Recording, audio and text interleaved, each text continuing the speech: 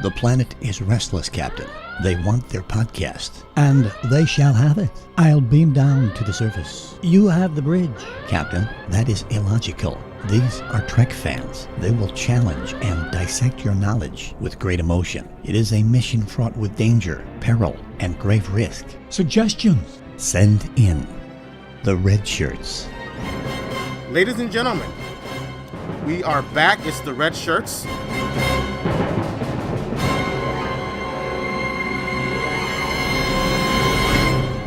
Picking up where we left off, I've got Big Sexy here. He's still chief engineer. And I've got my number one, Claire Lanay. How are you guys doing? Whoa. She gets promoted ahead of me? Did we notice that? What kind of sexual harassment are you trying to pull here, Q?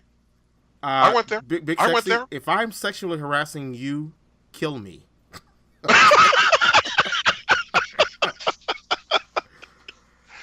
Okay, maybe sexual harassment was the wrong phrase. Depending on what the harassment action was, it might kill me naturally. Or split me in half. But anyway, we're right along here. Yeah, like I said, we invited Claire Lanay onto the show, and as I suspected, man, we got into it. Please go back and check that episode out before listening to this one so you get the context. We're talking about strong female characters in the Star Trek universe. And I think what we came up with, at least this is my opinion, that it went from bad, but I hate to say bad, it went from bad, but only because the 60s were not the most open-minded era, was not the most open-minded era in terms of diversity and gender. But then it took leaps and bounds forward with The Next Generation, and now we have just docked into DS9. We took some shore leave, so that's where we're gonna pick it up. We're gonna pick it up with DS9. Let's talk about DS9, and let's see if with that show we go forwards or backwards with gender equality. So let's examine some of the characters in that show. Now, let me just say, I know, Big Sexy, you are a DS9 enthusiast. Is that correct? Yes, I am. Okay, so I'm going to be relying on you. Maybe I should put you at the number one now. Claire, do you mind? You just can't play musical chairs with number one, man. Come on. Claire, do you mind if I put you in engineering and have Big Sexy sit to the right of me? Hey, I'm cool with that. I don't mind being your Belana Torres. There you go, my girl. All right. That's what I was hoping you was going to say. See, we here with ours. See? Right? All right. Although Big Sexy, she looks a lot better than you do, man. I got to look at you now. Come on now. See, okay. I'm not going to go down that rabbit hole. I'm not. Be nice. All right. So, DS9, Deep Space Nine. I'm checking it out on Netflix right now. I wasn't a big fan of the show when it first aired. I was like, why don't these guys get off the freaking station? It's Star Trek, not Star Space Station. But in the third season, the characters are starting to develop. It's kind of like Star Trek Next Generation. The third season, and I'm kind of hooked. I have to admit it. And on DS9, I'm going to say you've got one of the strongest female characters of the franchise, being played by the alluring Nana Visitor, and that is Kira Nerys, a Bajoran character who is the first officer to Benjamin Sisko. So, Big Sexy, since you are more of a DS9 enthusiast, and I'm kind of learning the ropes about that series, give me your thoughts on Kira, Kira's character. You know, I liked Kira, and I liked how when the show started, on the very first episode, you know, she snapped at Sisko a little bit. You know, I didn't like, you know, looking back at it now, how in later seasons when they had her romantically linked. That's all right. Well, I'll just say when they had her romantically linked, I'll just say that, you know, she started to become a little more, you know, for lack of a more descriptive term, a little more soft.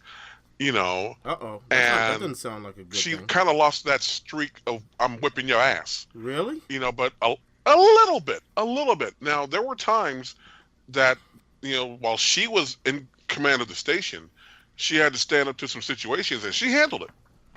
She did not lean on Sisko by any leap of the imagination. She would let him know, look, man, you go run off into the Defiant. I got this down here. This is handled over here. And things did happen while he was away, and she handled it. And again, I don't want to spoil it for you, Q, so I don't want to really go into specifics, but she was a consistent, powerful character until I'd say, middle of season 6, and then all in the 7, they kind of, I thought, dialed her back a bit, but she's like a metal band. She's like a metal band before Bon Jovi. Before Bon Jovi came along, nobody in metal ever smiled. Nobody. Okay. Bon Jovi comes along, people are smiling now.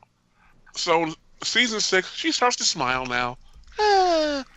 Well, that's a little disappointing. Now, are you saying that's a bad thing?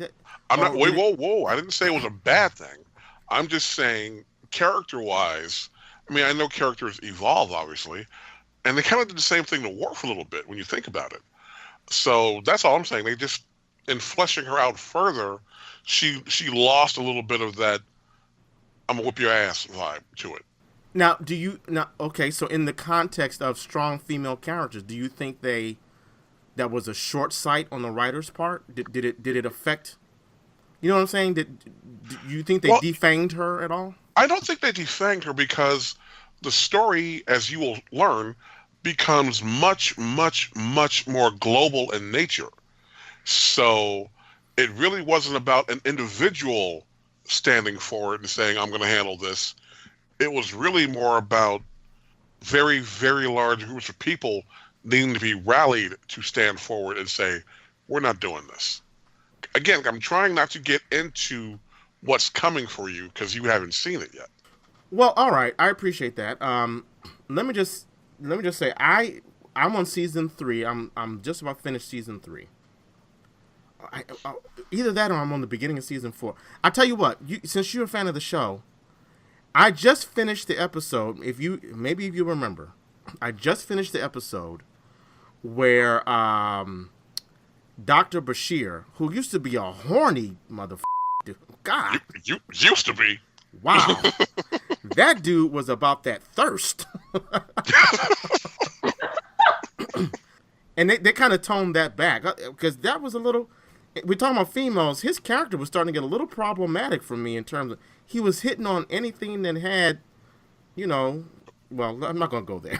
Thank you. Yeah, he was hitting on anything that moved, and they kind of toned that down. But I just finished the episode where he catches this alien. He looks like a turtle, and the guy electroshocks him, and then he starts to grow old. And he has to get to ops to fix the ship. And he's in a coma, and he's aging in a coma. And he runs into the crew members who are like alternate versions of different pieces of himself. You remember that episode? Yeah. That's 4. That's season 4? That's 4. Okay, so I'm in season 4. Which I'm happy to know, because that means I'm going to get the Dominion War coming up soon. Which I remember tuning in when they got on the Defiant and started kicking ass in that ship. So I'm almost there. But, so season 4, I just noticed they're making Kira, who I like the character. She's strong, she's capable, resourceful. And I don't want to sound like I'm basing this on looks, because that is the worst thing. But that haircut, dude. Claire, let me ask you, are you familiar with the character Kira Nerys on DS9? Of course. Okay, good. Now, so tell me this. Isn't it possible for a woman to be strong and resilient, but she doesn't hair? Yeah, she doesn't have to look so. I mean, is there anything wrong with it? Is there anything wrong with a woman? I like short hairstyles on women, but to look so much like a little boy haircut, is that necessary? That will change. I think again, it's one of those things where certain ideas prevail. I mean, in terms of what strength what imbues masculinity, what imbues, don't with me. I mean, that's why it doesn't surprise me that Tasha Yar had short hair. It didn't surprise me that Kira Nerys chopped her hair. Yeah. Because that. And Ensign Ro had short hair too. She did. She kind of had it grow out a little bit, but it wasn't shaved up in the back or anything like that. But I loved Nana Visitor as that role. I still thought that she was incredibly sexy and engaging and powerful and didn't take no shit. And very much in that vein of Ro Laren. Just a fascinating character altogether. I feel that it's kind of built in. It's built into their DNA because of that conflict, the ongoing conflict between the Bajorans and the Cardassians. By default, they have no choice but to be strong and commanding and powerful and militant. But it's to their history. There's so much anger there, and as a woman of color, and just me personally, I could relate to having all that anger, feeling like you're not being respected, feeling as if you have to speak louder and with more conviction in order for people to listen. I could totally relate to that. Well, as you were speaking, you brought up some things that made me think. Now, I'm keeping original series out of the mix because that was what it was. But I'm thinking about it now. All of the female characters up to now, and even as we move forward, even as we move forward, you see the female characters who are intended to be strong and resourceful, resilient. They all have short dues. Whereas the characters who are more nurturing, the doctor, she takes care of people. Deanna Troi, she's the counselor. There's another character, and I just lost it. I think your premise is about to get taken a hit here. Yeah? Yeah. Okay, well, let's... Jadzia Dax. And how does she wear her hair? Long. She wore it up. Well, at least up to season 4, what I've seen, she wears it up. And to take it further, she's a Trill. Before she was a male. Wait, whoa! No, wasn't the Trill the Trill doohickey was in a male. Okay. I like how you call the alien a doohickey. I love that. Well, whatever the hell it is, the Trill, I don't want to call it organism, was in a male. Okay. Previous host. Thank you. Previous host was male. I know, but it's true that when the Trill become symbiotic with a host, and then they go to another host, don't they retain some of the psyche of each host? Yes. Well, see, all the memories. That might be problematic. Well, not problematic, but I don't know. I think I might have a conspiracy theory here. Used to be she was in a male host. The Trill was in a male host. It gets put in the female host, and all of a sudden the female host has to start wearing her hair up. At least in the first 4 seasons. Now you're telling me that she's gonna start wearing the hair down? Is that the case? Well, from what I saw, her hair was always long, and so therefore she tied it back. She wore it. Now, please don't tell me she starts wearing it down when she gets hooked up with Worf. Please don't tell me that happens. I'm not saying anything, but I would want to backtrack a heartbeat. Back to last week's episode when you mentioned Picard and Darren. Hello, Darren is a man's name, which brought us back to Michael in the new series. Well, it's Darren, Dare, and that's her last name, by the way. It was? Yes. Okay, moving along. That's all right. No. I wasn't. No, I'm not gonna. I won't hold you to that. I did not make that clear. So I see where you were going. Now, speaking of Dax, what did you guys think of that character? I'm not really in love with that character thus far. Very I don't know. Very kind of. The actress, who I love the actress. She actually responded to me on Twitter. Very terrible. What was it again? Terry Farrell. Yes. Oh my God. Yes. Come on, Q. You I got know. to know these things. I man. know. I'm sorry, man. I got so much stuff going on. I'm piloting the starship with just two other people. Come on, give me a break. But what do you guys think of? What did you guys think of her? She's cool, but I don't know. She's kind of milquetoast thus far. Again, I cannot go into that because I do not want to spoil what's coming up. Does she become a badass as it goes along? She develops some badass tendencies and has some moments, yes. Well, I'll put it this way: if she marries Worf and they mate, she must have found some hidden strength somewhere. So I'm going to assume that she does become a stronger character. Again, I'm not going to spoil it. See, you got me wondering now. Please don't tell me that Worf had to become what's the word? What, neutered? Not neutered. I forget the what priest star? What's the word? Platonic. No. Please don't, because I want my Worf to get his groove on, because that batleth is not easy to carry when you're stressed out. But moving on, there's one other female character that I can think of in DS9, and I was feeling guilty about not liking this character, because I do not like this character. And one of the main reasons I don't like the character because I think the actress is absolutely god awful. Oh, shit.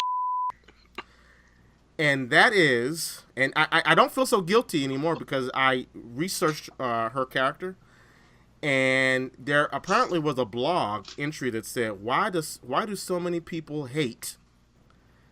And the character is Keiko. Keiko Yeah. O'Brien. Oh my God. I wasn't a fan of Keiko O'Brien.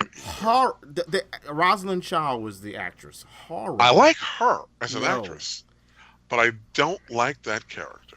No. I don't mind the character because the character, again, I'm only on season 4, but I think the character had a nice arc.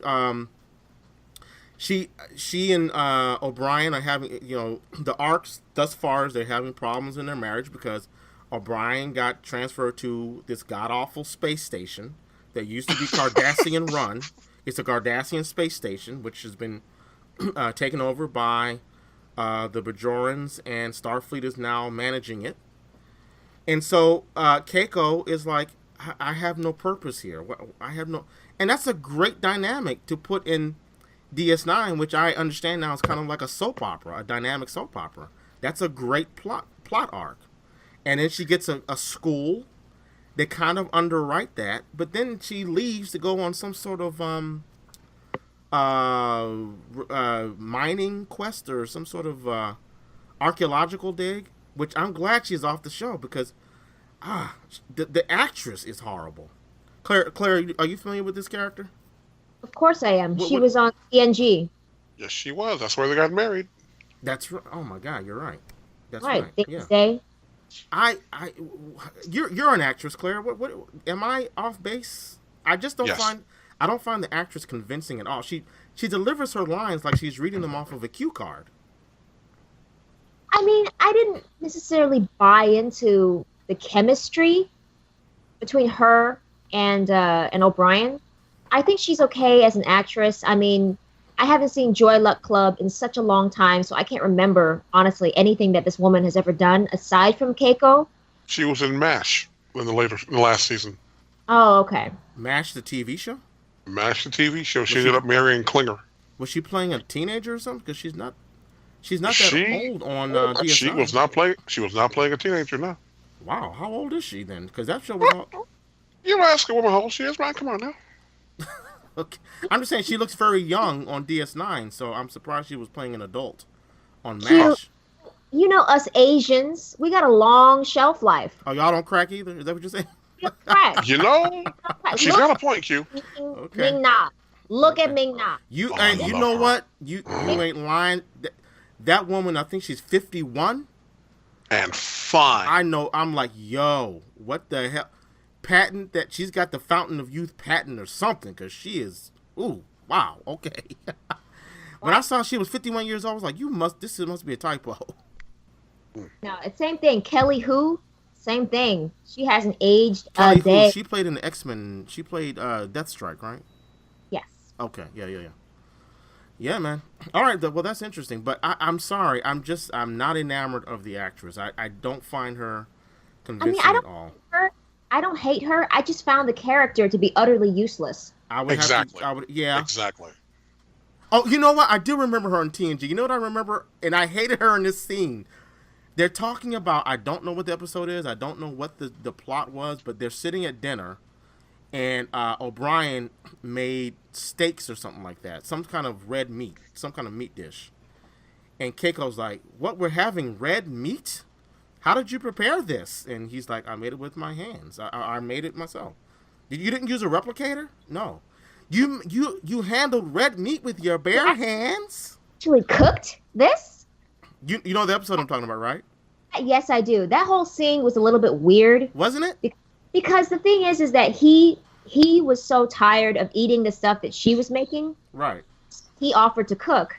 And so, and it's the 24th century, but come on, he's still an Irishman. Right. So he wanted some other stuff. He wanted some steak and potatoes. And she's looking at it like it's like some sort of scientific experiment, and she's got this stank look on her face. Right. Like, what is what is that? And he's like, oh, they're just he's like not even paying attention because he's actually stressed out about a former captain of his. Oh, was it the Wounded? The Wounded. So, I don't know. It was the one where his former captain That's the Wounded. intentionally killed Cardassian. Yes, one of my favorite episodes. That was okay. That's a great episode. But I hated her after that scene. I was like, your man is cooking for you. What the? Come on now. Right. Be grateful. You got the night off. But yeah, for me, her character really had no dimension. She is literally just the wife. But again, to what I said before, I think they tried to give her more when they gave her they did the subplot of her starting a school with Cisco's son. Damn, Big Sexy, you gonna beat me up again? Jake. I don't know. Jake is useless. Just had to get that. No. I like Jake is a great character. Jake and Nog. I hate. We'll talk about that later seasons. I hate Ferengi. I hate the Ferengi characters. But I have to say, and I'm getting off topic, but Quark and Nog, I find myself liking them. You know what? You hurry up and catch up to the episode so we can get into this. Because Nog manned up. I'm sorry. What was that, Claire? The brother, Rom, yeah. He made me laugh. But Rom ended up marrying the hot girl, so Rom did all right. Okay, you just ruined it for me now. I'm not there yet. That's all right. But speaking of women, I mean, listen, I've said it before. DS9 of all of the Star Trek series that I've seen thus far, it is by far the most sexual. There's no doubt that people are getting some rocks off on this show. You see Dabo girls. I mean, I'm looking at my son. I'm like, damn, should he be watching it? Some of these costumes they're wearing, I'm like, oh, Scantily clad. Yeah. Little bit of trivia, just in case you guys didn't know. Nana Visitor and Alexander Siddig, they were married for a few years. The actual actors? Yes, as actors. Nana and Alexander, before when he first started the show, his credited name was Siddig El Fadil. Yes. Yeah. But then, of course, because of all the negative press towards Middle Easterns, he changed his name to Alexander Siddig. That's a shame. But yes, Kira and Bashir, those actors were married in real life. I'm not mad at him. She's cute. She's a tiny little thing. Are they not? Are they divorced now? Or? Yeah, they're divorced. Okay. Well, she's a dancer. I think she's a dancer, isn't she? Oh, I got a shot now. Cool. Listen to you. What? Did I say that out loud? Wow. Well, wait till we get to Voyager. There's some shots there I wouldn't mind taking. Believe me. Anyway, I'm sorry, Claire. Now, I'm sorry, Claire. There is a problem here. What's that? neither you nor Claire have finished the series, and there is another female cast member that I cannot speak about because you two do not know her, and I do not wish to spoil why and how she comes about. See, So I think I know who you're talking about. I didn't see those episodes as to leading up to how she becomes part of the show. But I am curious, and just like Q, I have to finish out the rest of the series. Well, go ahead and say who it is. I don't want to. No, not gonna, because I'm not. It's a domino effect, man. I don't want to do that. Is it someone that I would know from another series? No. Well, then how would it hurt?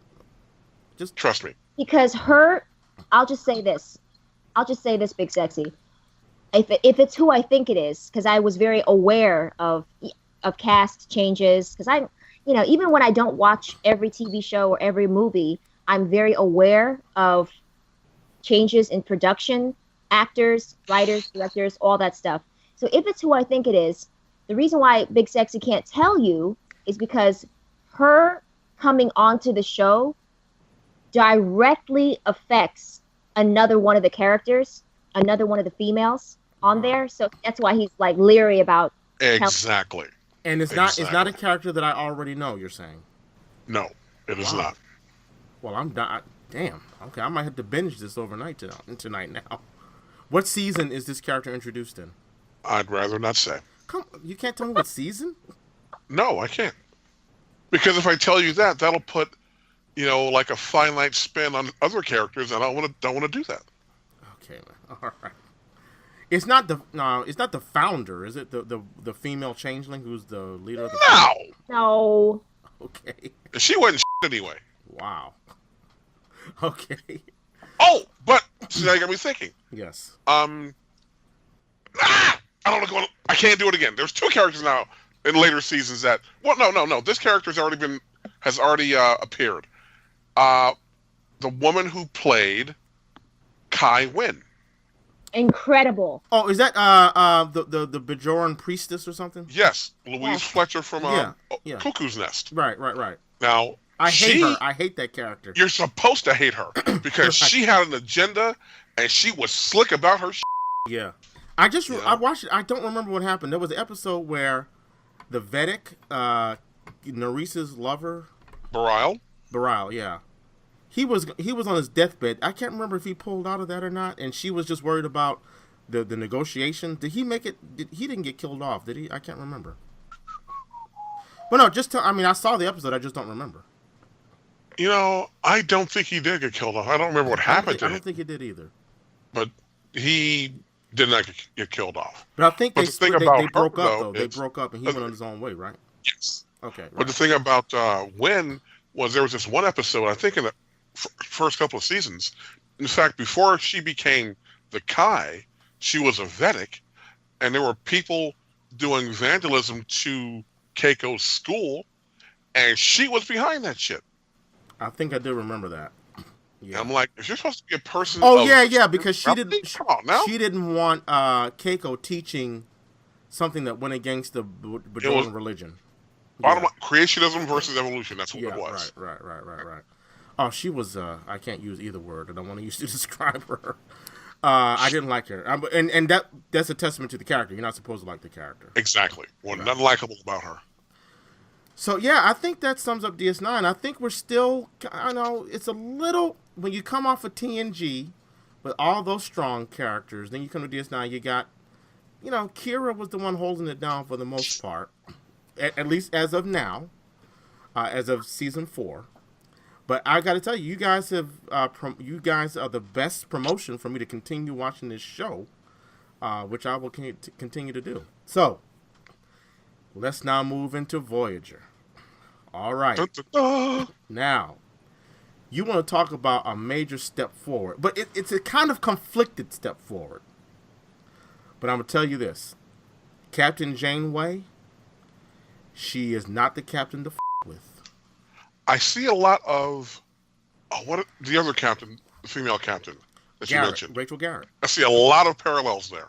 Yes. Yes. Janeway. Garrett was not the one. If I can say it, I mean, again, I don't want to come off the wrong way. I mean, we are men and women here. Janeway was the sexiest thing going. One of the sexiest things going on Star Trek. And the reason I say that is because she was strong. She didn't play that. But she also knew, how do I put this? She was feminine. She was both strong and feminine. Okay? She had a love interest. I think his name was Mark. No, she had a husband. No, a fiance named Mark. Yes, a fiance, right? And there was also I loved this. It was a little dicey, but I loved that they went there with this, where there were a couple episodes where Captain Janeway was getting her toes curled by a holographic character. Y'all remember that? You remember? It was the hologram that Tom Paris had programmed. It was like an Irish village, and he was like the the bartender, and she was on that, and they even her toes curled. They even, some of the crew were aware of her relationship, and they were like, "Listen, we've been in space for 6 years. I ain't mad at you. Right? Holodeck stays on the holodeck. Do you, Captain?" And I love that. We all have needs. Hell yeah, yes. I mean, Ensign Kim, he had addiction to the holodeck. Tuvok had to get a female Vulcan program. His wife programmed in the holodeck. So there's absolutely nothing wrong with this female captain succumbing to biological needs. And I love the fact that they went there with that. They could have gone the cheap route of Janeway hooking up with Chakotay. And they almost did that on an episode where they were stranded on a planet because something happened to their physiology where if they left the planet they would die or something like that. Yeah. I might have that wrong. End up turning into lizards. Ew. No, you're thinking of TNG. That happened to Geordi. If I'm not mistaken. Yes, there was that episode, but no, there was an episode where it was either Janeway. Oh yes, you're right. Or Janeway and Tom Paris. I can't remember, but they literally it was evolution. That was so dog. That was nasty. Was nasty. That was so. I don't know who wrote that, but damn. But no, that I remember that. You're right. I remember that episode. But no, there was an episode where Chakotay and Janeway are stuck on a planet, and they have to set up a temporary base.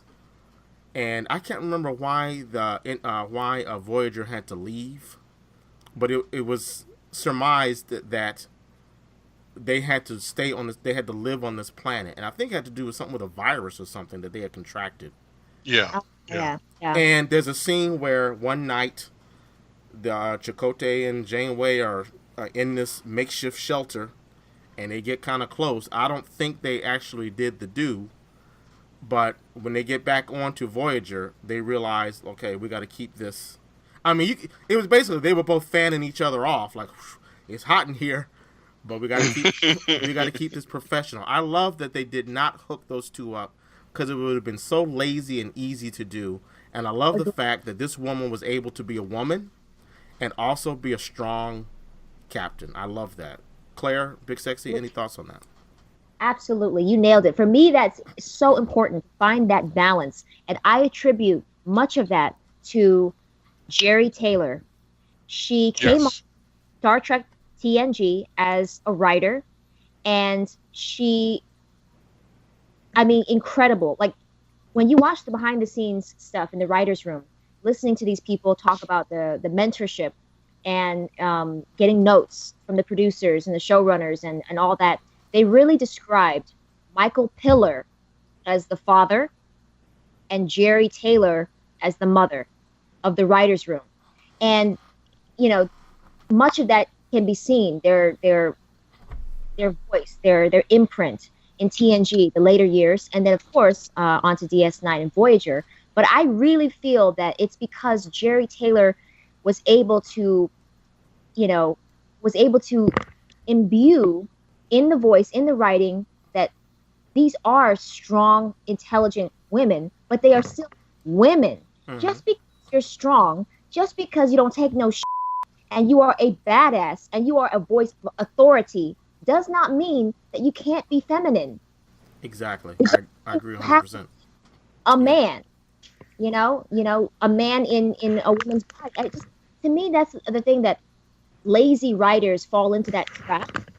Basically, taking a male character and just casting a woman. You can absolutely tell when that happens. But for me, it's only on the rare occasions that a certain amount of synergy or magic can allow the character to transcend that. And a great example would be Sigourney Weaver in Aliens. Yep. Ripley was written to be a man, but that was a male character. Yes, I did not know that. A male character.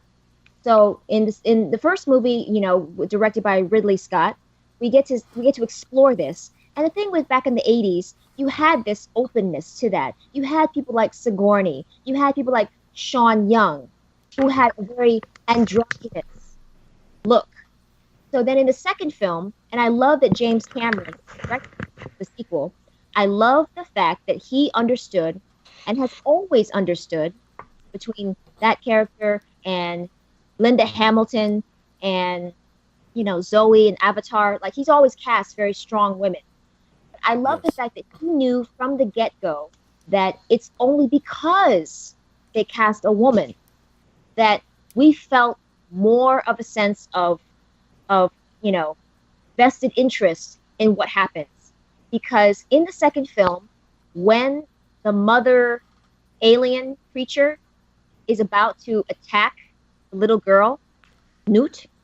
Get away from her, you bitch. Get away from her, you bitch. And then blast her. Now, James Cameron said that he was in one of the screenings, and people in the theater were uproarious to that line because it hits an emotional chord.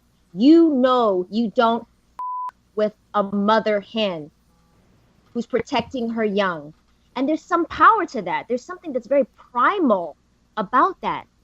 That's where it is. That's where it's at. Having that magic come in to where it's like, yes, there is something very, necessary about having that feminine instinct still there and not losing all of that makes a woman a woman. So you're right. I think Capt. Janeway absolutely had that. And I thought that what a brilliant casting choice, because everything just down to her voice was so on point, because she spoke, you listened. Yep. Now, I don't know if you, and I'll put it in the show notes, I don't know if you guys ever saw, you can look it up on YouTube, I believe. There is footage of the original actress who was cast to play Janeway, that being the French actress Genevieve Bujold. Yes, I did see that. Absolutely horrible. I wouldn't say horrible, but it was just not even remotely the same. She didn't carry an air of authority at all. She really didn't. That makes it hard. I mean, she had a, you know what? And let me just say, whether male or female, one of the things I give all of these actors and actresses who ever played on Star Trek, how they managed to get through saying all of this techno babble, and that took a skill, and Genevieve Bujold could not do it. Now, she as an actress has been in other films, and she's been very a great character. I'm thinking of Coma. Family. But yeah, it just goes to show you that you can write a female character that's strong and a feminist to a certain degree, but you also got to find the right actress to play the part. And they struck gold with Janeway, with Kate Mulgrew. Damn, they struck gold with her. I would put her up against Kirk any day. You know what I'm saying? And there was an episode, I couldn't tell you which episode it was. I think it was the year of hell, or was that it? Or yes. Yes. She does a little bit of Sigourney Weaver where she takes off her top and she's got the black Starfleet what do you call it t-shirt underneath, and she's Yeah. wielding that laser rifle. And But she's covered in dirt and Yeah. sweat. Yeah, she Janeway, I think she might be, if not neck and neck with Picard, she's definitely my second favorite starship captain. I would take her over Picard for this one reason. She's bad, don't get me wrong, but she will also make the hard choice when it comes to crew. Because we've all seen Voyager. We've all gone through that, right? Yes. Yeah. Yes. At one point, Mr. Paris got online, and she's like, "You're in the brig, and you lost your rank." I remember And that. she stayed to that too. He was an ensign for quite a while before he earned his way back up. That's right. I can't see Picard doing that.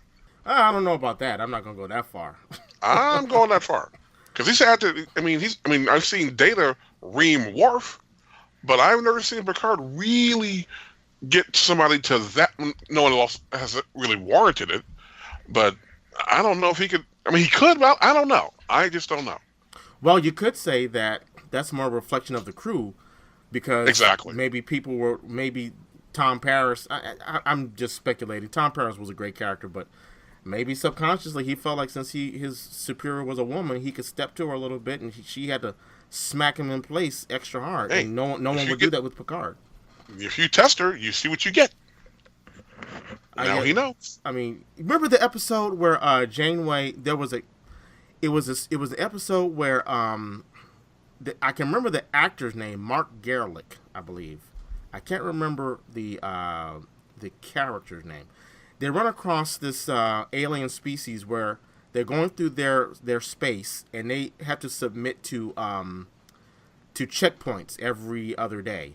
And this guy, he's leading the alien crew.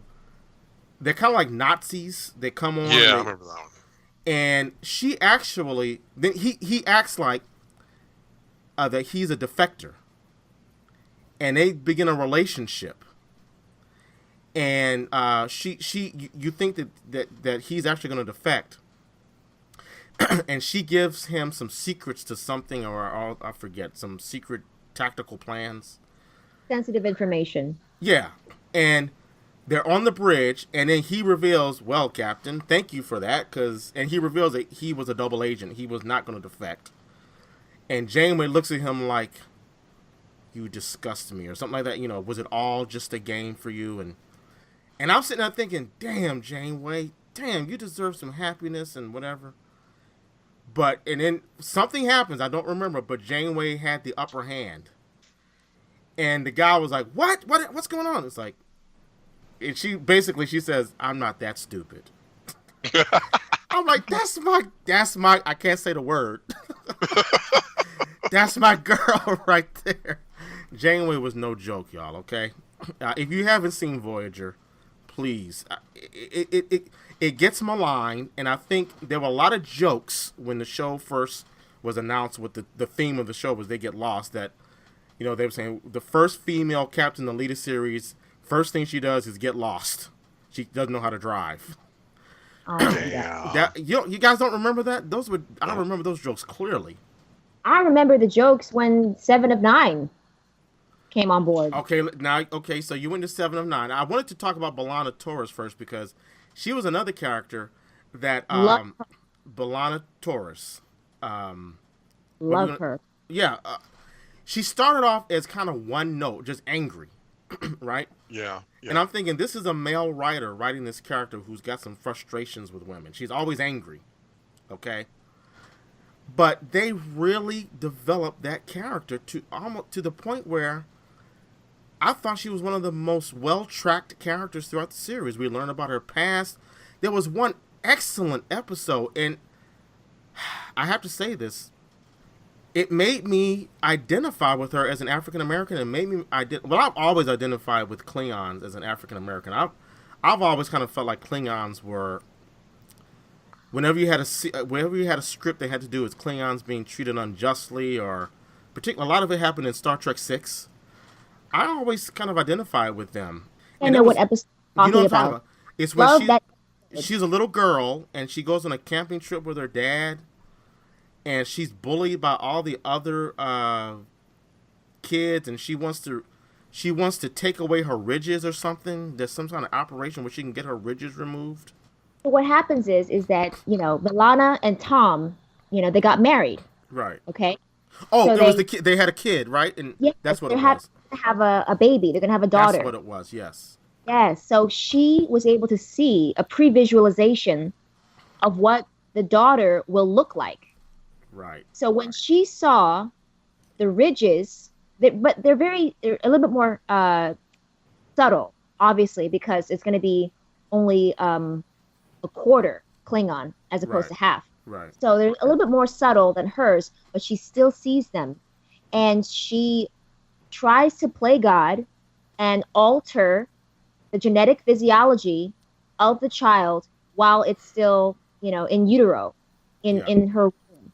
Yep. So Tom is like breaking down the damn door. He's freaking out. Like, you would risk the life and the health and safety of our child for what? For this? What's wrong with you? He's going nuts. And this is a very intimate, this is a very raw, a very real and painful conversation between a husband and wife. Yep. And I love that they went there. And she told him, because it goes back to the psychology of the character, that for her, she feels that it's because her mother was Klingon, and therefore, Klingon women they're very aggressive, and they're very, they have a temper, of course. Marrying a human male, her father, she felt that the reason her father abandoned them was because he just couldn't handle it. He couldn't take it. He couldn't deal with all their Klingon-ness, all that power, all that rage, all that passion. It was too much, and that's why he left them. So in her mind, she associates the Klingon half of her as being the ugly half. Right. The ugly half, inside and out. So in her mind, she's like, no, I don't want that to happen to my daughter. I want to save her from that. I want to make her look as human as possible. And there's something, when I saw that episode, like, I started crying. Like, there's something so vulnerable about having that conversation with somebody and saying, like, that part of me I feel is really ugly. I don't like that part of me. And then I love the fact that I'm getting emotional just talking about it. I love the fact that, he was like, what's wrong? I mean, I love that about you. I love all of you. I want to have 10 Klingon babies with you. It was a very powerful, you're absolutely right. It was a very powerful episode. And for me, like I said, I saw that B'Elanna representing, and maybe I'm speaking out of turn, but I'm going to say it, I saw her representing any interracial progeny, African Americans. I saw her representing people who aren't willing to accept part of themselves because society bears down on them, this oppressive society. And I thought that was an excellent episode. I bring it up to say that, again, B'Elanna Torres was a strong character, but she was flawed, and that made her more human. Even though she's half Klingon, it made her so human. Excellent episode. So relatable. And so relatable. That episode really touched me. That was so deep down, raw, honest, something that a lot of us can completely empathize with, those feelings. And there was another episode with B'Elanna where she was being very risky. She would do hologram programs without the risk safety protocols on. Mm-hmm. And because she just she wanted to feel something. So even though they started this character, I don't know if you remember that episode. I just remember ending with her eating banana pancakes. But that character was started off just one dimensional, but she became a very well-rounded character. She eventually became a mother, now speaking of another character, a strong female character who started off one dimensional, and I gotta think there was a lot of hate in the cast when they introduced this character. We're talking about Jerry Ryan as Seven. Now, this character, as far as I'm concerned, started off very problematic. Because I remember clearly the episode, I don't remember the name of it, where she gets introduced to the cast. They snatch her out of the Borg ship. And I remember her standing in the cargo bay. The last shot is a crane shot of her standing in the cargo bay. And she's posed in some awkward sexual, like it looks like a Marvel superheroine pose. Like it was called The Gift. The Gift. And we see her in that gray, skin-tight costume. And killing it. Oh, okay, damn. yeah, well, I'm not going to lie. She looked good, but I seem to recall a lot of people saying that was problematic because why is her figure being so displayed like that? It's clear she's eye candy. It's clear that she is meant as a boy toy for ratings. And I gotta think that I saw Voyager when it debuted on UPN back in the 90s. Me too.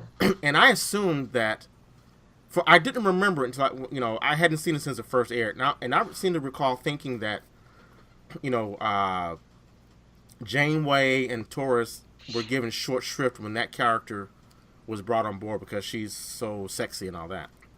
Looking at it on Netflix, that really wasn't the case. I think even though she was clearly sexualized, they did not sacrifice the dynamics of particularly of Janeway and of Torres because they added this character who was brought on board, I assume, to increase male viewership. I don't know. What I'm saying is, despite that costume, I think, again, she was somewhat one-dimensional. She had to be, because she's Borg and she has to talk like this, and she only talks like this, and she doesn't show emotion. Right? But again, I think that they managed to uplift that character. They managed to make that character into something greater than some of its own parts. Because I love seeing Janeway fight for Seven and fight for her to integrate her back into humanity. So what are your guys? I want to hear your take on the character of Seven. Well, for me, when they brought her out, she was a direct replacement for Kes. And Kes I forgot about Kes. I hate Kes. Useless. I hated the actress and the character. The venom here, the venom. I didn't like the actress or the character. Well, I thought she was, I thought the actress and the character was, to use your word, Q, milquetoast. Yes. She was very, safe and, I'm Kes, I hang out with, Neelix and blah, blah, blah, blah, blah. And then they bring on the Borg, and all of a sudden the Borg is going to stay. Then they go to that shot, and it's like, Kes who? Right. Everyone forgot Kes. Everyone. And then as they developed, that character further, she starts to learn about interacting as a human. She really stood alone on that one episode where the crew had to go into suspended animation to get through this one area of space for like 30 days. I think that episode was called 30 days. Yes. And she stood tall on that, and they gave her character a lot of room to grow, which was great for her as an actress and as that character. Remember, now check this out. She also fought The Rock. Remember that episode? Yes, she did. Yes, she did. Lucky him. Yes, she did. I just wish they would have. I wish a couple things that they would have done with that character. I wish they would have given her a Starfleet uniform. No, I wish what she had on. I wish they would have referred to her as Annika. If you're trying to inculcate her back into humanity, why do you keep calling her Seven? Because that's what she wanted to be called. That was her name. That's true. She did want to be. She wanted to keep her designation. She wanted to keep the designation because that's what she's so accustomed to. But I hear you. I wanted to explore more of who Annika Jansen was. As a child, or her parents and where she came from, and her parents were idiots, by the way, total idiots. Yeah, they were. I kind of how did you feel? And I know we're getting a little bit off track. I'm sorry. But how did you feel when they brought on some of the other Borg children and teenagers? See, now you got to get me on a rant. I hated that isTzPA cat. isTzPA. Oh, fuck! Well, I hated him. Oh, I hated him. I didn't mind. I also didn't mind. What was her name? Natalie. The little the girl whose mom died. She had the Naomi Wildman. Naomi. Equally useless. I take isTzPA was in a class by himself. No, listen. I didn't mind it because that was Seven's. That was the catalyst that the writers introduced for Seven to become more human. She was their guardian, if you will. Naomi Wildman became Seven's first link to humanity. So isTzPA useless. I thought isTzPA was I thought he was a great character. I hate him more than I hate Wesley Crusher, and that's saying something. Yay! There was an episode with isTzPA where he meets with his family, and turns out they had some ulterior motives for trying to reunite with him. And Seven was the one fighting for isTzPA. I thought that was a great episode. It was a turning point for Seven, and you don't get that if you don't have the character of isTzPA. Remember that where isTzPA? I remember it. Yeah, so it was just on the other day. Actually, yeah, I remember it. So I think what happened is that isTzPA became to Seven what Seven started out as for Captain Janeway, because when Janeway exactly was like, you know what I'm saying? Like Janeway took on the role of the mother, the caretaker, the mentor, the teacher. It's funny you say caretaker because that got him lost in the Badlands. I know, right? And remember what happened with Seska? Oh, another great female character. She was that heifer. I can't say the B word, but she was a great character. Even though you're supposed to hate her, the actress was just on point. Absolutely, yes. Absolutely. What a great way to turn tables and depict the most delicious traitor. Like, it was just fantastic. She was Cardassian, right? Wasn't she Cardassian? Yes, she's Cardassian. She was. She pretended to be Bajoran. And she had a little something with Chakotay. Didn't they have a child? Oh yeah. No child, but she tried. She stole some of his DNA. Yeah, and it didn't work. Oh, it didn't work. Okay, all right. But yeah, Chakotay and Seven end up together. I didn't like that. That seemed out of nowhere. Come on, man, do his thing, man. Come on, man. Yeah, but that seemed out of nowhere, man. I didn't see the two of them having anything in common. Why would? It didn't make any sense to me. There was another character on the show who was kind of detached from emotions that I would have imagined would have been a better fit for her. I can't remember the character, but yeah, that just seemed out of nowhere. That's just because it didn't happen until the last season, like the last 10 episodes, where they started kicking it off. Yeah. It seemed out of nowhere. I hated that. Agreed. Unlike B'Elanna and Tom, where that relationship, that flirtation, that sexuality, that chemistry, that, you know, the passion. I like the fact that they allowed that relationship to develop over a long period of time. I agree. So just like with Deanna and Riker, we didn't even see until the movie, okay? We didn't even see it all the way until then that they ended up getting married. And by then, at least it feels earned. Well, I'm sorry. I'm going to say, I thought Deanna was a little bit of a trollop, if you ask me. Oh, whoa! First she's kicking it with Riker, then she's gonna put Riker to the side and start messing around with Worf in Riker's face. First, wait. Come on now. First of all, Riker was a player. Exactly. He was. Riker got all the action, and the thing is, they were off camera when they were together. You know, before they came to the ship. They weren't in a relationship when the show begins. But still, you know, there's a code. There's a man code. There's a man Klingon code. Worf talked to him about it and said, look, what's up? And it was handled.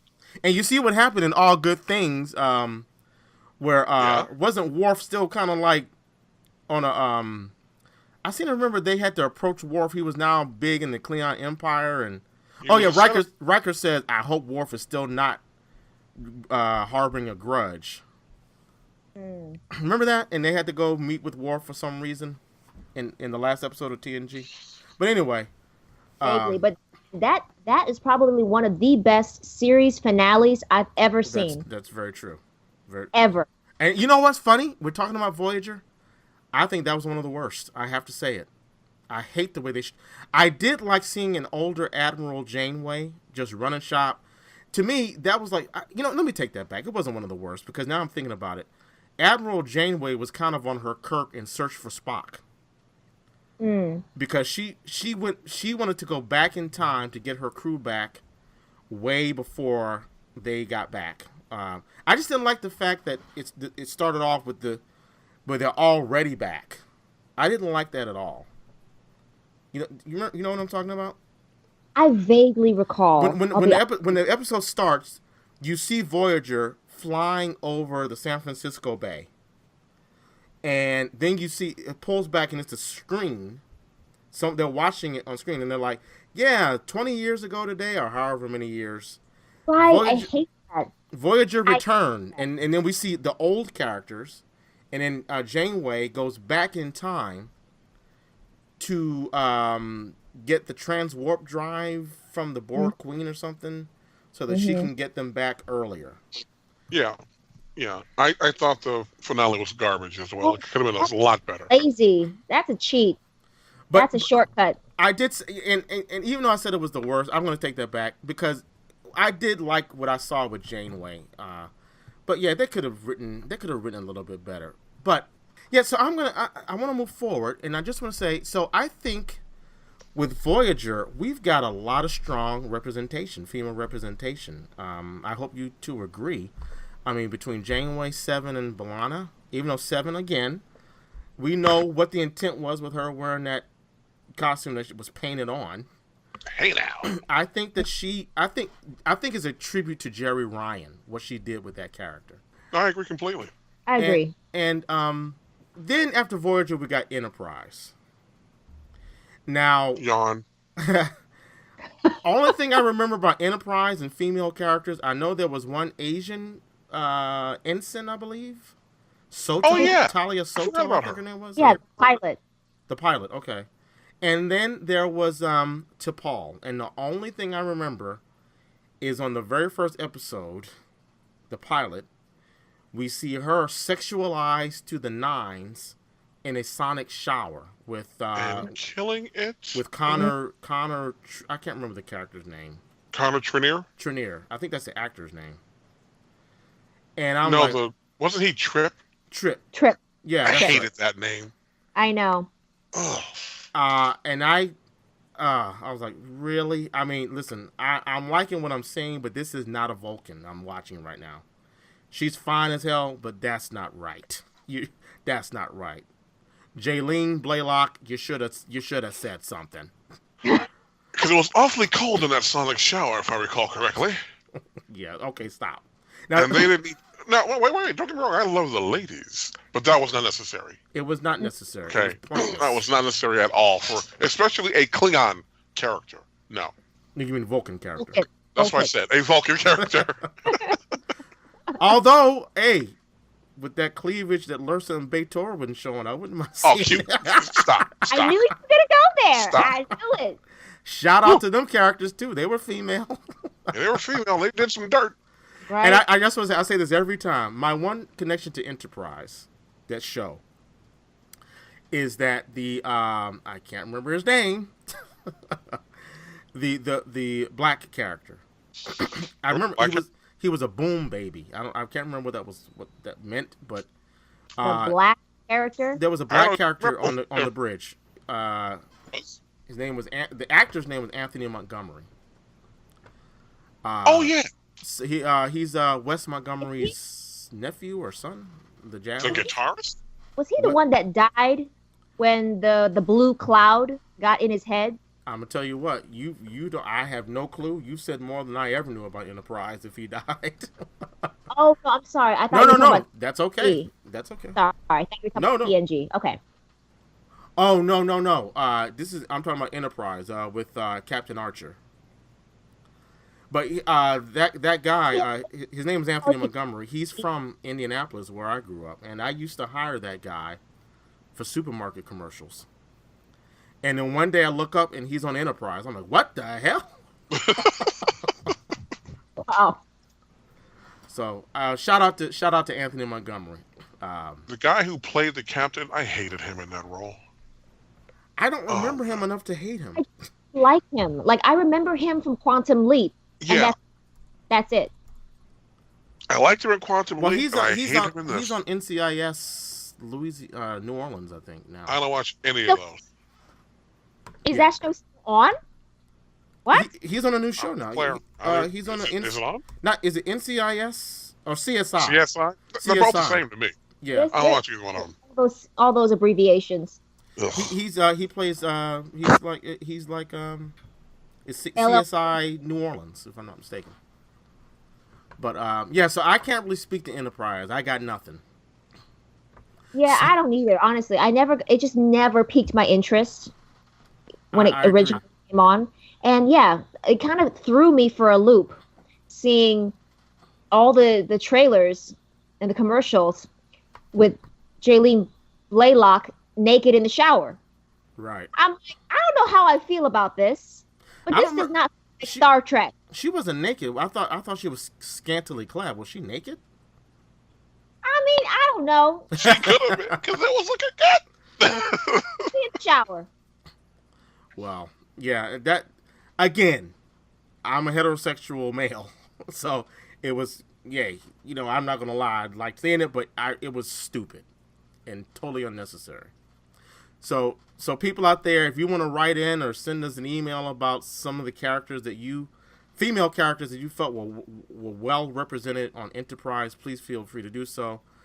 I might try to watch that after I watched DS9. The reason I hated Enterprise was because they introduced things that were so cataclysmic and galactic and widespread that I just didn't buy that I wouldn't have known about them in the original series or TNG, since Enterprise took place before the original series. So that's right. I just couldn't do it. I didn't want to see them change canon.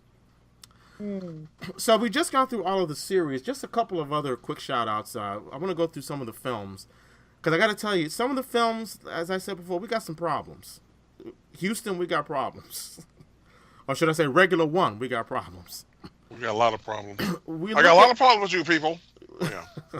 If we look at the motion picture, you have, at the time, that came out in 78, I believe? 79. 79.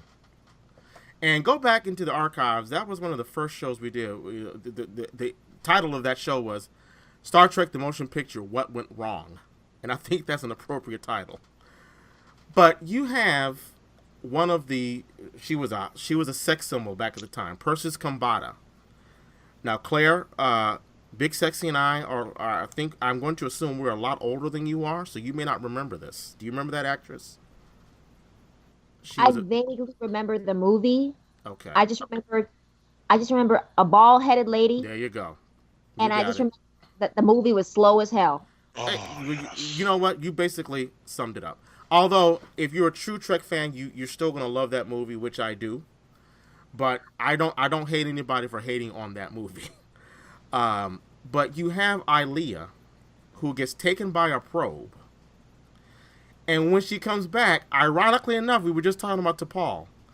Big Sexy, where do they find her when she boards the ship again as a probe for Voyager? Where do they find her? Oh, jeez, I do not remember. I hate to say that. They find her naked in the sonic shower. And then when she comes out of the sonic shower, she's wearing this short, skimpy, white robe. Remember that? Remember the robe? Yeah, I remember the robe. Yeah.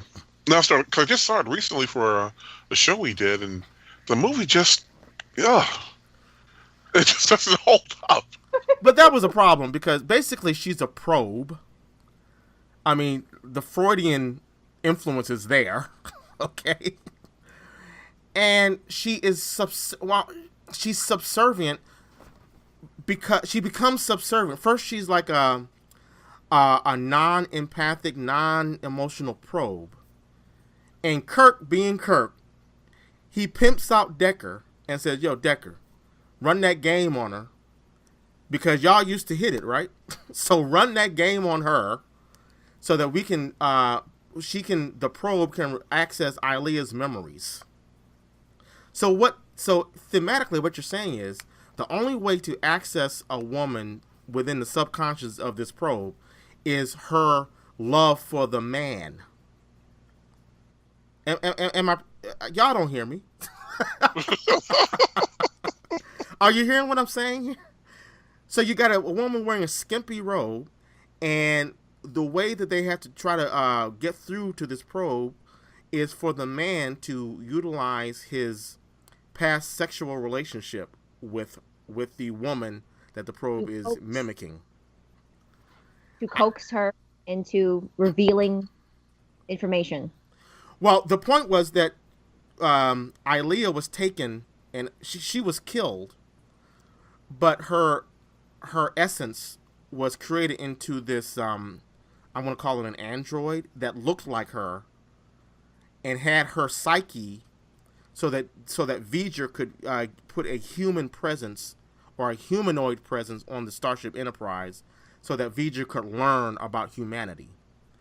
So that's why Decker was told to kind of influence her sexually using their past relationship so that the psyche of Ilea could come through in the probe that looked like Ilea. And I'm like, so you're saying you can't address this woman from an intellectual level. You have to address her from, we used to kick it back in the day.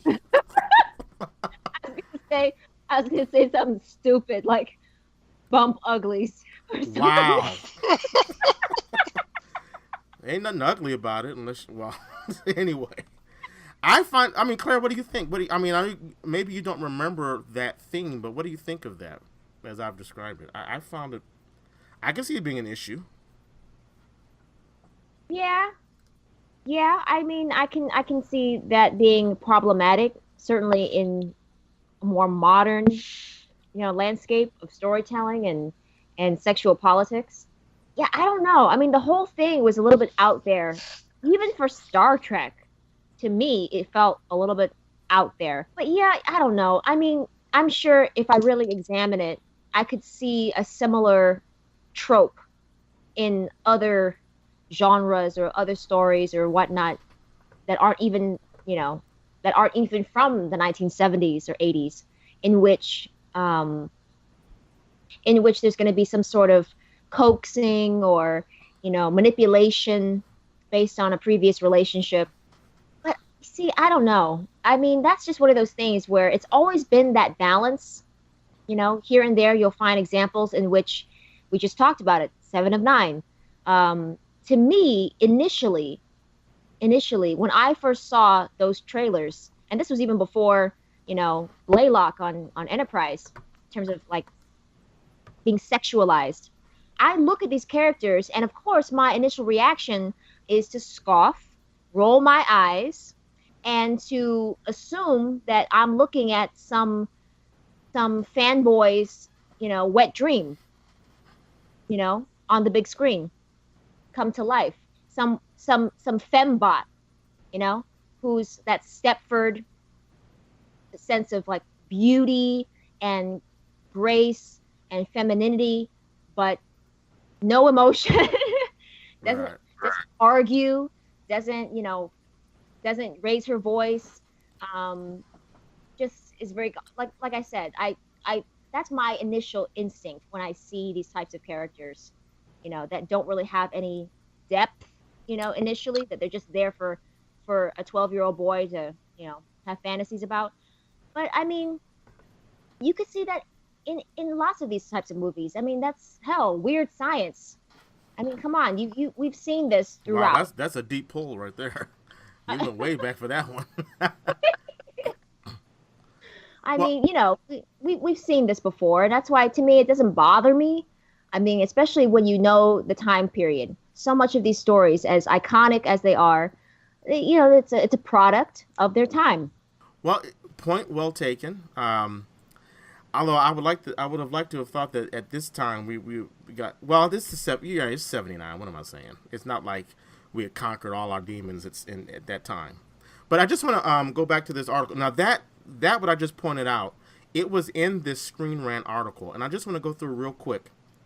There was another one that I found involving Marina Sirtis, where she, let me find it here.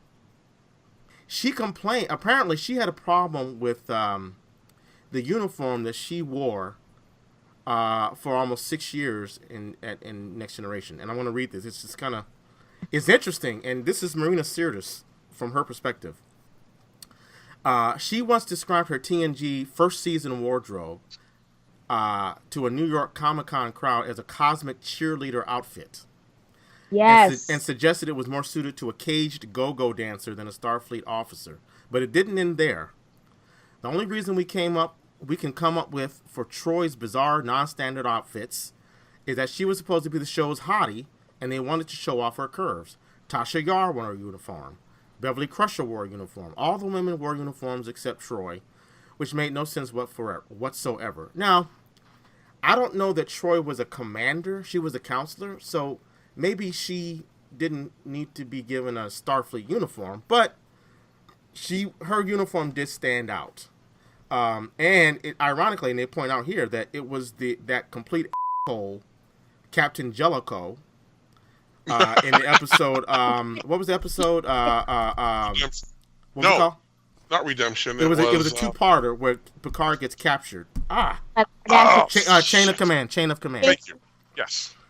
It was that asshole. It was him who ordered her to get into a Starfleet uniform. Ironically, so it was this kind of sexist guy who ordered her to get into a uniform. Made me laugh. She looked great in the uniform.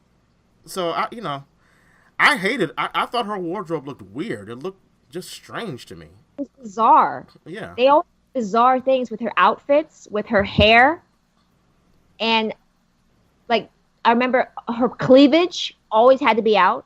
Hey now. Yep. They talk about that too. And I can see why, looking back on it, Marina would probably be a little fed up with the fact that for so long she had to be, kind of in these cat suits or in a weird, dress or something. When, it's not like she's a civilian, okay? She did hold a rank. Even before she took the exams to be a full commander, she did have a rank. It's not like she's just, some random person that they allowed. She had a Starfleet rank?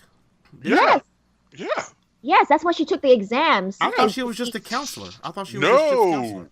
That's what she decided. She later on in the season, she got fed up, and she and Gates McFadden, you saw more episodes of them in the captain's chair. Well, then that is some bullshit. She should have been wearing a uniform. Agreed. Exactly. All the more reason why it's absurd and insulting that she has to have these weirdo hairstyles. And I remember that very clearly in the pilot. She's wearing a dress and the boots, and she absolutely was right. That's right. She was. Yes, an intergalactic cheerleader. You're right. Yeah. Oh, that was an awful uniform. As hot as she was, that was an awful. It did not flatter her at all. It was ugly. It was hideous. Ugly. It was ugly. She did look like a Starfleet cheerleader. Yes. But I want to throw out a couple more just to get your opinions. Now, this one is really egregious because we talked about Carol Marcus in Star Trek II, strong leader. She was commanding the Genesis project. She was in charge. She was the one giving it back to Kirk. What do you mean you're coming to take Genesis? And then we get the Carol Marcus. We're moving to the Kelvin timeline and into darkness as the bile rises up in my throat. And we see Carol Marcus. I don't remember the Eve. What's her name? Alice Eve, I think her name was. What did we get? We get her stripping in the shuttlecraft. Bra and panties. You remember You do remember that Big Sexy, right? I didn't see it. Oh, you didn't see Into Darkness? No. I refuse to watch any of those bullshit Kelvin Universe ones. Wow. Well, I can't blame you. I can't blame you. That's how I feel about Ghost in the Shell and Iron Fist. Like, I hear you. I hear you. Well, I think you should see him just on GP, just so you know what's going on in the just so you know what's going on. See, I had to restart that since I'm gonna have to bleep that out, and I can't talk over you while you're saying. But I think you gotta look just so you know what's going on in the Trek universe, whether Kelvin or Prime. Well, I saw the first one and thought it was garbage. I'm like, I can't do this anymore. No, I'm not going to waste my time. The characters aren't even right. Now granted, I only watched it because there was a 5-part comic book from IDW that set up that whole thing. So that's why the real Spock was there. So it's an alternative timeline, all that. But no, not for me. Well, if you didn't like that one, then you will hate Into Darkness. Exactly. But yeah, that Carol Marcus, like, listen, I don't really know the actress very well, like, I don't in terms of her work, but it just goes to show you. It just goes to show you that the way they treated her character, like, with such little respect, that she literally is set up to be part of the family at the end of the film, and then by Star Trek Beyond, she's nowhere to be found. Nope. Although you can say the same thing about Star Trek 2 into Star Trek 3 and the rest of the movies. But in terms of being basically just a sore thumb, and even J.J. Abrams has admitted openly that joke didn't land. Wait, and I'm just which joke is that? With her, with her being like, okay, look away, and he does. Yeah. Captain Kirk, Chris Pine, and then she's like trying to change into the hazmat type of thing, and so she took off her clothes, and so he turns around to take a peek, and she's like, turn around, and the whole thing is that it's trying to just kind of lean into the whole, James Kirk is a ladies' man and blah blah blah, but the thing is, it just fell flat. It did, it was pointless. Pointless and denigrating, and just like literally 10 steps back in terms of how we are supposed to respect women, especially in the future, for God's sakes. But yeah, that whole thing with Carol Marcus in Into Darkness, that iteration was awful, just awful. For me, I get a kick out of it, the movie in general, just because I enjoy seeing Cumberbatch, chew up the scenery. But other than that, as a Mongolian Sikh named Khan, yeah, it was great. Yeah. Exactly. Yes, exactly. But I mean, hey, overall, I'll watch them just because, like you said, on just general principle of us being Trek fans. Sure, let's take a look. And you and I, we talked about this before. We lean more towards Team Trek than Team Wars. Well, I walk kind of right down the middle. I do like I like the intellectual.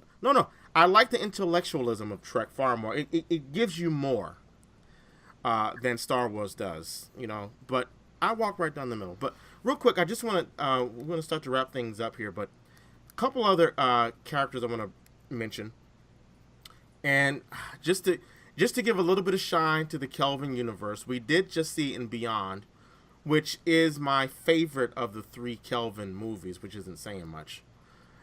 We saw Kayla, played by Sophia Boutella, I'm going to say. Jayla. Thank you.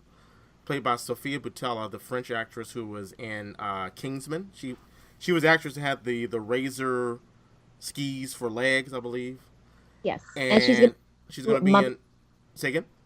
The Mummy. The Mummy, and she's also going to be in Atomic Blonde with Charlize Theron. She kicked ass. She was really not needed in the movie, But she was a badass. So I want to give her props. But I want to step back a little bit, and I want to give a shout out to one character who I don't know if I hated her or liked her. I just felt it depended. I just don't know where I stood on her, but she was I have to admit she was a great character. And is it wrong to say she may have been a little milfish? Can I say that? You just did. Can I say that? And that is Lwaxana Troy. Oh, I gotta give it up to Lwaxana. I gotta give it up to Lwaxana Troy. She was wow. hysterical. Loved her. Talk about comic relief. Yeah. The thing is that TNG, for all the things that I love about it, let's just face it, it was a bit sterile at times. And so it was nice. It was nice to have certain elements or certain characters like Lwaxana come onto the show and just be so brazen and bold and wild and unpredictable and obnoxious and throw Picard and the other crew off their game so that things don't feel so stiff and so regimented all the time. Great character. Lots of fun. Great character. Naked weddings. That's all I got to say. But see, Q, you're taking it a little too far. I'm going to say this. She appears on, at least, maybe she has future appearances I haven't seen yet, but on DS9, she appeared in the second season, I think it was season 2, maybe it was season 3, where she and Odo get trapped in some sort of elevator, in a turbo lift.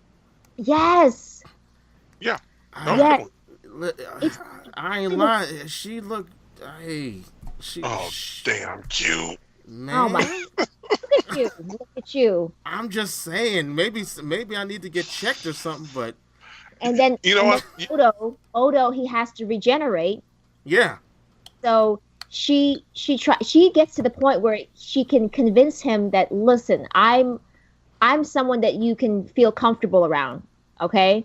And so he ends up collapsing into his liquid form. Right. And she cradles him. Yeah.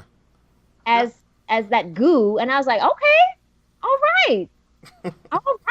No subtext there. I like you said goo. No subtext there. Oh, damn, Q. I'm just saying, she looked pretty. I had to double take. I'm like, what? Huh? Wow. Okay. Go ahead, Lwaxana. Go ahead, Odo. Do your thing. And she comes back, but she comes back in a later episode, and Odo wasn't feeling her again. He was like not having it with her again. But shout out to Lwaxana. Great actor though. Great actor. Oh. It's a difficult character to not sound one note. Because again, when we first meet him, he does come off, chief of security, very gruff, angry, by the book. And that's why his interaction with Quark was so beautiful. That was awesome. I love that relationship and that dynamic, the cat and mouse, because Quark is always trying to get some sort of scheme past him. And I just loved how over the years it kind of, developed them both just through osmosis. But what's his name? Rene Auberjonois. Just a terrific actor. And that's what, you need someone like that, and you need someone like Patrick Stewart, and you need an Avery Brooks, you need Nana, you need Kate Mulgrew, you need serious actors who can anchor this stuff down, because let's face it, sci-fi and then fantastical, it can kind of get a little crazy, Right. You gotta take these people in there to really anchor it down. So otherwise we're not going to be able to take it seriously. I just want to capitalize on what you just said, and I agree with you 100%. But you did mention mostly male actors, and I want to say that I think to go the other direction, that you really need. It shows you that you need strong characters, regardless of gender. You need to have strong characters, and I'll say diverse more in terms of gender than race, but that gives you the perspective of it gives you a perspective that makes it so dynamic and more real. And to that point, you need to have female writers in that writing room. You, Claire, you just talked about Jerry Taylor. Yes. And what she brought to was it Voyager? I mean, she started on TNG, TNG. and then ended up becoming showrunner for DS9 and Voyager. Exactly. So that's what I'm saying. You got to have females in that writers' room as well. There has to be representation. And I think as we've proven today, although Star Trek has its ups and downs, you cannot deny that there have been some dynamic female characters in this iconic institution. And I hope to see more. And that's why I cannot wait to see Discovery, to see how Michelle Yeoh's going to put it down, how Sonequa Martin Green's going to put it down. And I just want to see the dynamic between number one and Captain Lorca. And I want to see how Michelle is going to be inculcated or brought into that cast, because I know she's got her own starship. Beautiful. She's a captain. But don't just relegate her to the side. I mean, we love Michelle Yeoh. She's an action star. So give her her due. Just keep it up. Keep it up, guys. But to Claire's point in the previous show, we just want to see the show hit the air first. We just want to see Discovery hit the air. Just give us a solid release date, because at the very least, they promise that they're going to air the pilot on CBS, and then the rest of the series will be aired only on their streaming. So at least there's that. But to me, that just leaves a really bad taste in my mouth. I don't like that. I understand. I get it. You guys are competing. You guys are trying to get in the subscription, content game, because you got to keep up with HBO, Showtime, Netflix, Amazon, Hulu. I understand what they're doing, right, but ultimately, I think they're doing a disservice to people who don't necessarily watch the network, but who absolutely would want to watch Star Trek. Come back, to television. I agree 100%. All right, well, we finally made it back to Earth. It was a great. Listen, this was one of the most fun missions we've had. It was a 2-part mission because Claire brought the fire, like I expected she would. Claire, before we go, let me just say I cannot thank you enough for coming on board the USS Internet. It was great to have a female perspective. I think I may have fallen short by just having 3 guys on the show. So I'm so glad that you agreed to travel with us. But before we go, you told us in the previous episode, but tell us again, where can we find you online?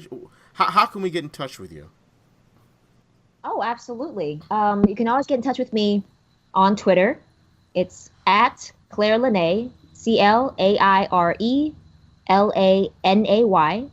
You can find me every Saturday with the rest of the Afronerd Radio podcast crew. The Grindhouse edition, which is 6 p.m. or for us West Coasters, 3 p.m. Correct. And that's on Blog Talk. You have to go to Blog Talk Radio to hear that, correct? Correct. You have to go to Blog Talk Radio to hear the podcast version. And you're more than welcome to obviously dial in and listen live. That's correct, right. Because we go a little crazy. I mean, we have a lot of fun, and I want to thank you. I want to thank you, Q. I want to thank you, Big Sexy, for having me on board. This has been a pleasure. I've had so much fun.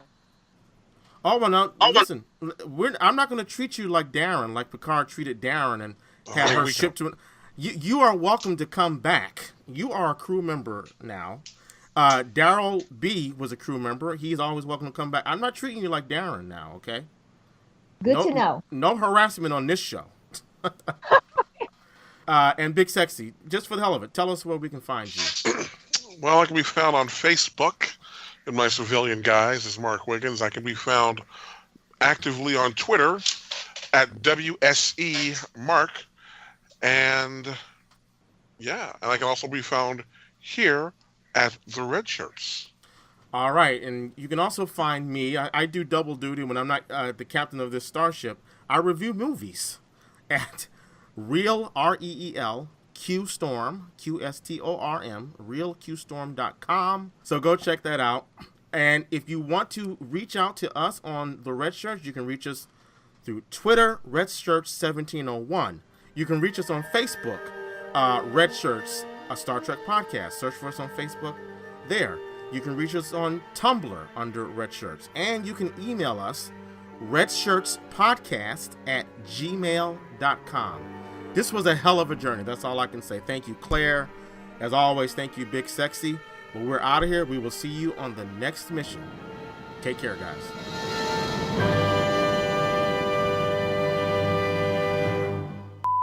Safe journeys. Live long and prosper. That's terrible. Help me out, guys. So and Laxwana Troy? Yeah. Ugh. Man, I'm sorry. She looked good. Come on, man. She looked good on that episode. I'm sorry. Red Shirts is not endorsed by Paramount Pictures, Viacom, or CBS. It is intended for entertainment and informational purposes only. Star Trek, the Star Trek logo, and all names, pictures, and audio of Star Trek characters are registered trademarks and/or copyrights of their respective trademark and/or copyright holders.